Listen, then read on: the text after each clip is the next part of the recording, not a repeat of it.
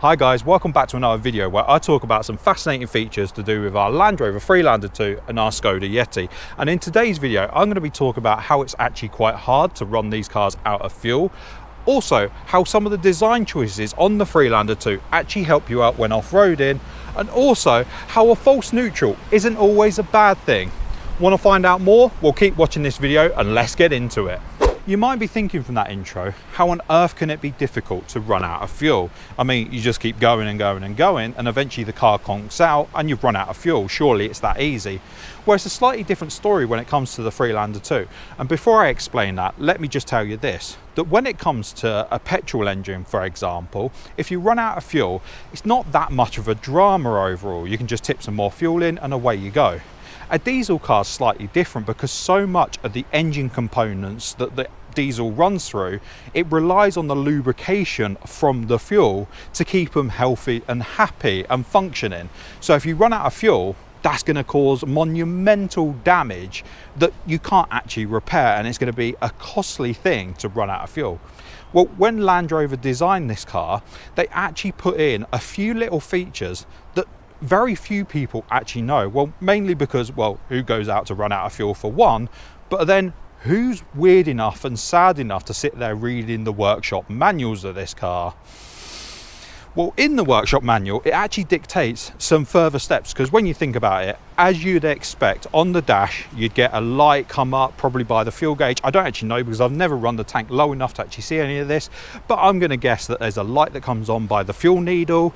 I'm sure that you probably get a bing and a bong, and then on top of that, I'm sure you'd get a message on the MFD as well. So when you think about all of that, that's when your fuel is getting low, when it's getting into the red, that sort of thing, and you're thinking, well, it'll just keep doing that, then eventually it'll run out. Well, no. The first step that the car will take, that if you've not heeded the advice on the dash of filling up your tank with diesel and you're continuing to drive, the engine control module will actually shut down one of the 4 cylinders, which will then cause a misfire. If you then keep going and ignore the misfire, the engine will then switch itself into limp mode. If for some bizarre reason you've ignored the bings and the bongs, the messages on the dash, the misfire, the limp mode, and you're still pushing on, well, unfortunately for you, the engine will just turn itself off. The engine control module will just say enough's enough, and that's it, and switch the engine off. You've had enough warnings, that's it, game over. And you might think, oh, what a bad situation to be in. Well, it is, because obviously you're broken down at that point and you're not going any further. But on the flip side, technically, and I don't know if this is obviously true without running the car out with fuel, and I don't know how happy Alana would be with me going onto the roads and deciding to break down on them, but technically the idea being that there should be just enough fuel in the tank that all the lines, high pressure fuel pump and everything like that should still have diesel in it. So when you actually come to getting your jerry can full of fuel and tipping it into the tank, the idea being that the car should start up straight away. Like I say, that's how it should technically work. Whether it does in the real world or not, I'm not sure. Maybe someone out there has run their Freelander 2 that far out of fuel that they've gone through the bings and the bongs, the misfire and everything like that, and maybe they can put in the comment section what the real world example is. But yeah, the theory being that it's actually quite hard to run these cars fully out of fuel. If you already own a Freelander 2, the chances are you're already going to know about the one-shot up and down windows that are fitted to this car.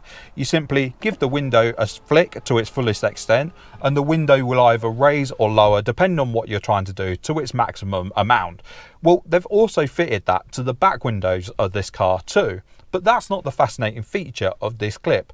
The fascinating feature comes that, did you know that if you flick the back window switch, it'll actually drop just a tiny little bit, enough to let a bit of air in, and then you have to flick it a second time for it to drop all the way down. You see, there's a very good reason for this, that if you've disabled the back windows of the car because you've got kids in the back or animals and you're worried that they're going to touch the window switch, drop the window all the way down and be able to escape, well, with this feature, while you're driving, you don't really have to take your eyes off the road. You simply flick the back window switch. It will drop that small amount, enough to let plenty of air in, without having to worry about sitting there and flicking the switch little by little to get the right amount of window opening. So yeah, I just thought I'd include that fascinating feature into this video. I'm not sure with this next fascinating features segment whether it's a stroke of genius from the design team that designed the Freelander 2 or it's a complete coincidence, but when you're off-roading, have you noticed with the bonnet there's all sorts of reference marks all over it that can really help when you're on the rough terrain? And you might think, well, I don't know what you're getting at here.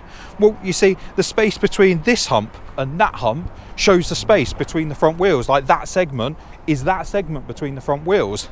And then each one of these bulges is in perfect line. Well, obviously, if you're not running wheel spacers, is in perfect line for where the front wheels are going to hit. Not only that, have you also noticed how the washer jets on the bonnet are in a perfect line with the front axle of the car? I know you can't see this last reference marker, but the back seats of the car actually line up perfectly with the back axle of it too. Like I say, I don't know stroke of genius or whether complete coincidence, but whatever way, I think it's quite cool.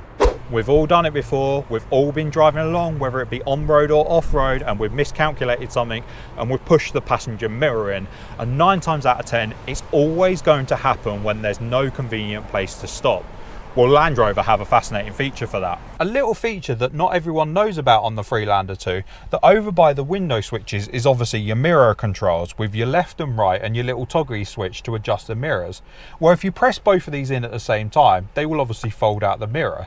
Well, the fascinating feature is that if you're driving along and there's no convenient place to stop to fold out your passenger mirror, simply press these 2 buttons together, like I say, to fold the mirrors in. So you press it, and obviously nothing will happen with that mirror because it's already folded in. Well, press it again, and abracadabra, the mirror will reattach the mirror to itself, and it will fold the mirror back out. Handy little feature that, like I say, you're driving, nowhere convenient to stop, and you could rapidly shove that mirror back out without having to stop at all. The last of these fascinating features is probably going to be a little bit vague, and I apologise for that, but the reason for that is, for those of you that don't know, this is a manual Freelander 2, and this feature concerns the automatic Freelander 2s, for which we don't own. But what I believe to be fitted to the later Freelander 2s, Land Rover come up with a system that when the car is stopped at a set of traffic lights, roundabout, or just stopped for any length of time and the car is left in drive, the gearbox actually puts itself into what I can only describe as almost like a false neutral. You see, the reason for that is, and we've all been guilty of it, the same way as for manuals, that you put your foot on the clutch and you think it's all the way down, but if you sat there with your foot on the clutch for any reason, sometimes you can take the weight off it and you just bring it up and it's ever so slightly biting.